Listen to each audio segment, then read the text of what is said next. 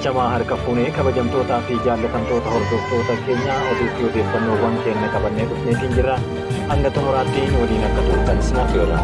Bulchiinsa yeroo dadhabsiisanii Tigraay bulchiinsa dhabsiisuun wadiidha jedhan Leetanaal Jeneraal Taaddasaa Warrada. Gochaan bulchiinsa yeroo naannoo Tigraay dhabamsiisuun naannicha bulchiinsa malee hambisuuf taasifamu dogoggora jechuun bulchiinsa yeroo cimsuuf hojjetamuu akka qabu itti aanaan pirezidaantii hoogganaa biiroo nageenya naannichaa Leetanaal Jeneraal Taaddasaa Warradaan himan. Leetanaal Jeneraal Taaddasaan akkaataa dhimma yeroo naannichaatti ibsa laataniin tokkummaan paartii adda bilisummaa uummata Tigraay TPLF cimuu akka qabus dubbateera. Paartiin kun paartii waliigaltee Piriitooriyaa mallatteessee fi seenaa waggaa 50 waan qabuuf cimsuun hojjechuun barbaachisaa ta'uu dubbataniiru.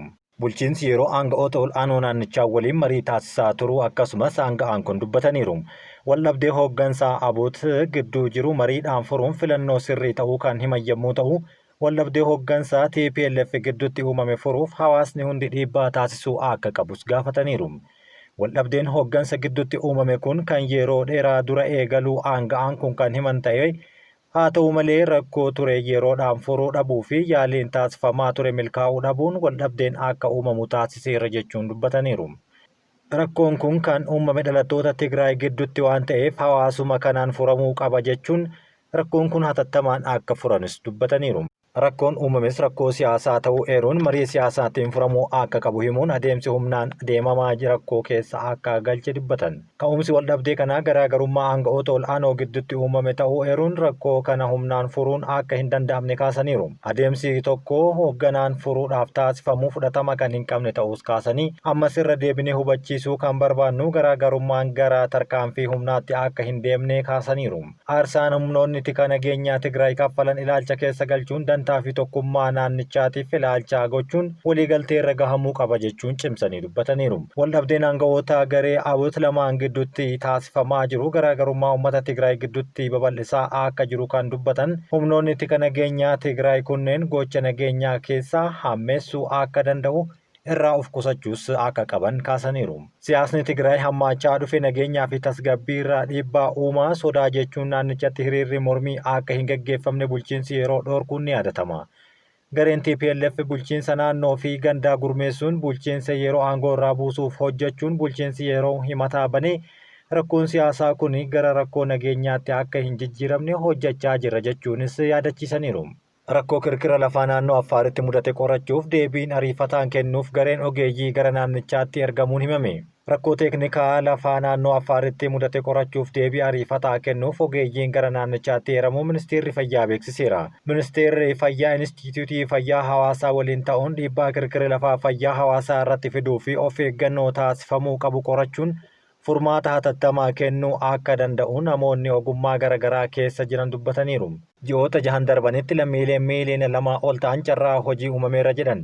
Ji'oota 6 darbanitti lammiilee miiliyoona 2 ol ta'aniif carraan hojii uumamuun Ministeerri Hojii fi Ogummaa Aadde Mufariyaat Kaamil beeksisan. Aadde Mufariyaat Kaamil akka himanitti ji'oota 6 darban hojii jajjabeessaan gama misooma ogummaa carraa hojii uumuu fi hariiroo hojjechiisaa fi hojjettootaatiin hojjetameera jedhan. Ji'oota 6 darban kana keessatti lammiileen carraa hojii dhaabbataa biyya keessaa fi biyya alaatti akkasumas filannoowwan birootiin akka argatan hojii dandeessisuu hojjetameera jechuun dubbataniiru. Kanumaan bu'aan jajjabeessaa ta'uu argamuu himanii haaluma kanaan ji'oota darban keessatti qofa lammiilee miiliyoona 2 ol ta'aniif biyya keessaa fi biyya alaatti carraa hojii dhaabbataa uumuun danda'ameera jechuun kaasaniiru. Biyya keessatti lammiilee miiliyoona 1.7 ta'aniif biyyoota alaatti ammoo lammiilee 300,000 ta'aniif carraan hojii dhaabbataa uumamuu beeksisaniiru.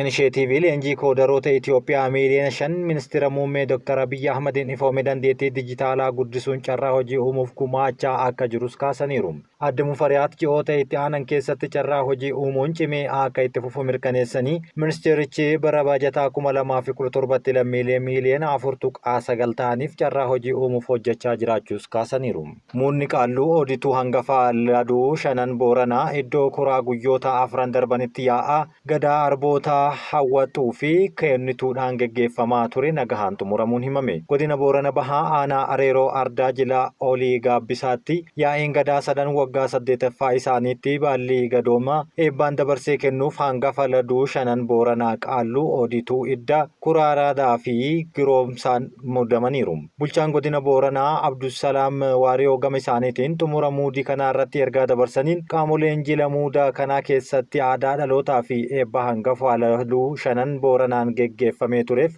gumaacha galateeffataniiru. Muuda hangafa laduu shanan Booranaa Qaalluu Oodituu iddoo kuraatti aanee torbee tokko booda galma dhawaa maxxaariitti dhaabuun jilatanii muudi Qaalluu Kaarrayyuu fi Qaalluu Maxxaarii karaarraa kan itti fufu ta'uu abbaan gadaa Kuraa Jaarsoo himaniiru. Mootummaan Itiyoophiyaa kirkirri lafaa Affaar, Oromiyaa fi naannawa Amaaraa keessatti mudate itti aansee namoota 80,000 ta'an kirkirri itti mudate keessaa baasuuf beeksise. Yoo xiqqaate erga jimaata darbeetii kirkirri lafaa yeroo 3 kan mudate yommuu ta'u mootummaanis namoota achi keessaa baasuuf tattaafachaa akka jiru dubbateera. Kirkirri lafaa inni ammaa naannoo Awaash Fantaallee kan Affaarii fi Oromiyaa gidduutti jiru keessatti sa'aatii biyyattiitti naannoo sa'aatii 3 fi daqiiqaa 52tti dhaqqabees kanumaan kan wal qabatudha. Yuunivarsiitii Finfinneetti Inistitiyuutiin Ji'oofiiziksii Saayinsii Hawaa fi Astiroonomiitti itti gaafatamaan kutaa qorannaa kirkira lafaa Piroofeesar Attaalaa Ayyalee sagalee Ameerikaatti akka himanitti kirkirri lafaa kun naannoo Affaar, naannoo Fantaallee fi naannoo Awaashitti mudateera jedhan. Raafamni kirkira lafaa kun akkuma naannoo biroo abboomsaatti dhagahameera jechuunis dubbataniiru. Raafamni kirkira lafaa magaalaa Finfinnee, Adaamaan, Matahaaraa fi magaalota birootti kan dhagahame yommuu ta'u, jiraattonni naannoo san jiratanis akka achi baafaman taasifamaa jiraachuu himaniiru.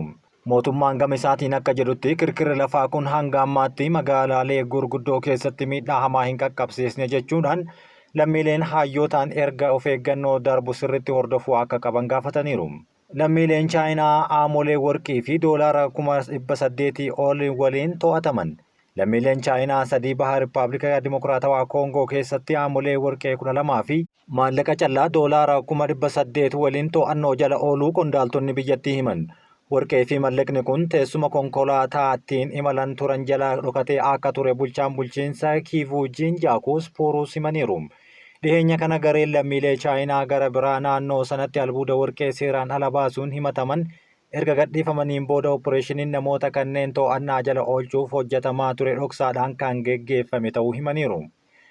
Baha Dimokiraatik Rippaabilik Koongoo kuufama warqee daayimandii fi albuuda baatirii bilbilaa harkaa fi konkolaattota elektirikii hojjechuuf oolu baay'ee akka qabdu himameera. Qabeenyi albuudaa kun bara kolonii irraa eegalee gareewwan biyya alaatiin kan saamamaa ture yommuu ta'u waggoottan 30 darbaniif naannichi tasgabbii dhabuun akka raafamaa ture sababoota gurguddoo keessaa kan ijooti. Gareen milishaa baha Dimokiraatik Rippaabilik Koongoo keessatti albuuda hedduu kan to'atan yommuu ta'u hooggantoonni isaanii dallaalaatti gurguruudhaan sooreyyii ta'aniiru jedhame. Puruusiin akka jedhanitti daldaaltonni sibiila gatii jajjabeeyyii kanneen muraasni namoota dhiibbaa guddaa qaban magaalaa guddittii Kinshawaa waliin hariiroo gaarii kan qaban yommuu ta'u kanaaf ture ergamni hidhaa tibbana raawwachuuf icciitiin qabame jechuun kaasaniiru. Odeeffannoo argameen socho'aa akka turan kan dubbatan aanga'aan kun warqee fi maallaqni kun kan argame naannoo Waalaanguu jedhamuu fi daangaa Ruwaandaa irraa fagoo hin taane keessatti konkolaataadhaan shakkamtoota erga of eeggannoo sakatta'amee booda kan ta'e himaniiru. Ji'a darbee bulchiinsa kana keessatti gaazexeessitootaaf ibsa kennanitti lammiileen Chaayinaa 17 kanneen albuuda warqee karaa seeraan alaa baasaa turan to'annoo jala ooluun bilisa ba'anii gara Chaayinaatti akka deebi'an hayyamamuu isaanii dhagahamutti akka rifates himaniiru. Adeemsi kunis damee albuudaa Dimokiraatik Rippaabilik Koongoo keessatti maqaa gaarii akka hin qabne qulqulleessuuf tattaaffii taasifamaa jiraachuu gufachiisuu qaba jechuun kaasaniiru. Mootummaadhaaf gibiraa fi adabbii doolaara miiliyoona 10 kanfaluu akka qaban dhaabbii oduu Rooyiters gabaaseera. Imbaasiin Chaayinaa hanga ammaatti himannaa kana ilaalchisee yaadni kenne jiraachuu baatus hidhaan kun kan raawwatame yeroo ammaa bulchiinsa ollaa kan taate kaaba Kiivuu keessatti lolli itti fufee jirutti yommuu ta'u gareen finciltoota Ruwaandaan deeggaramuu naannoo kana qabateera jedhama. Ji'a darbee Dimokiraatik Rippaabilik Koongoon itti fayyadama albuudaa dhiigaa irratti Aappil jedhamuun baasuun Dhaabbanni teekinooloojii guddaan kunis Dimokiraatik Rippaabilik Koongoo fi biyya ollaa kan taate Ruwaandaa irraa dhiyeessii argachuu akka dhaabe himaniiru. Ruwaandaan albuuda seeraan alaa Dimokiraatik Rippaabilik Koongoo irraa gara alaatti ergamuuf karaa ta'uu haalteerti. Himannaa isaanii keessatti abukaatonni mootummaa Koongoo bakka bu'uun dhaabbatan albuudni naannoo waldhabdee irraa fudhatame kana sana booda gara dhiyeessii idil addunyaatiin saamamaa jiraachuu dubbataniiru. Gochoonni kunneenis milishootaa fi gareewwan shororkeessummaa mallaqaan gargaaramuudhaan marsaa jeequmsaa fi waldhabdee kan cimsan yommuu ta'u, saamicha humnaan daa'immanii fi badii naannootiif gumaachaniiru jechuunis kaasaniiru. Hamaas Israa'eloota buufatee fudhate 34 dhukaasaa dhaabuu irratti yoo walii galame akka gadhiisu tarreesse. Qondaalli ol'aanaan Hamaas tokko tarree Israa'eloota 34 buutamanii fudhataman yoo walii galteen dhukaasa dhaabuu Israa'el waliin taasifamu milkaa'e sadarkaa jalqabaa irratti kan gadhiifaman ta'uu himeera. Namoonni maqaan isaanii dhahaman kanneen keessaa meeqatu lubbuudhaan jira kan jedhu ammoo gaafii ta'eera. Isaan keessaa dubartoota 10 fi dhiirota umriin isaanii waggaa 11 irraa kaasee hanga umriin isaanii waggaa 85 gidduutti argaman kan butaman keessa jiraachuu himaniiru. Namoonni butaman Hamaas dhukkubsattoota jedhee hedduunis tarree kana keessatti hammatamaniiru. Gabaasni ministeera fayyaa Gaazaa kan Hamaasiin hoogganamu akka jedhetti haleellaan qilleensaa Israa'el torbaan darbe raawwatteen namoota 100 ol ajjeesuu asumaan himateera. Waajjirri ministeera muummee Israa'el gabaasa isaa baaseen Hamaas tarree namoota butamanii Israa'eliif dhiyeessaa jiru haaleera. Tarree namoota butamanii miidiyaa irratti maxxanse Hamaasiin gara Israa'elitti akka hin dabarre yommuu ta'u, garuu jalqaba adoolessa bara 2024 irratti Israa'eloota irraa gara qaamolee jaarsummaa ta'aniif darbeera jechuun kaasaniiru. Hanga har'aatti Israa'el haala namoonni butaman tarreeffaman kanneen ilaalchisee Hamaas irraa waan mirkaneessu yookaan odeeffannoo homaatu akka hin arganne dubbataniiru. Murteen Hamaas maqaa mootummaa isaanii godhisuuf murteesse kana kan balleessu akka ta'es kaasaniiru. Mariin dhukaasa dhaabuu dhuma torbee darbeerra Kaatar Dohaatti deebi'ee kan eegale yommuu ta'u, marichaanis hanga ammaatti jijjiirama guddaan argisiisee hin jiru. Raashiyaan gaazexeessaan ishee diroonii Yukureeniin ajjeefamuu himame. Gaazexaan mootummaa Raashiyaa Isveestiyaan riippoortarri isaa jalaa haleellaa Yukureeniin ajjeefamuu dubbateera. Gaazexaan kun bulchiinsa Baha Doonetskii kan Raashiyaan to'attee jirtu keessatti kan argamu yommuu ta'u, Raashiyaan weerarri Yukureen gaazexeessaa isaa Aleksaandar kan jalaa ajjeese ta'uu dubbataniiru. Yukureen haleellaa ilaalchisee hanga ammaatti wanti dubbatame jiraachuu baatus konkolaataan siivilii riippoortara kana fe'ee jiru irratti haleellaan diroonii raawwatamuu gaazexaan kun ifa godheera. Haleellaa kanaan hojjettoonni miidiyaa biroo 4 ajjeefamuun dubbatame. Waraanni Yukureen konkolaataa siivilii gaazexeessaa kana qabatee deemaa jiru irratti rakkoo kana akka kaases dubbatameera.